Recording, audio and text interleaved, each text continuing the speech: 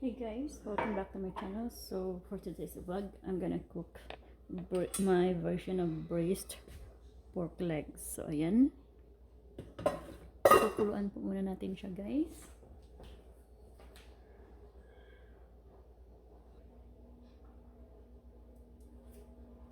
So yung ginagawa ko po guys, para mawala po yung langsa, lalagyan ko po siya ng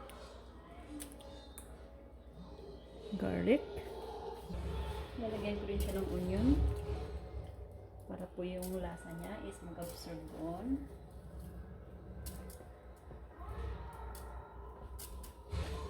And then lalagyan ko din siya guys ng lemongrass. So I have here a frozen lemongrass. I-scoop lang po ako guys, tapos I will add it here. So ayan. And then bring it to a boil for 30 minutes. Ayan.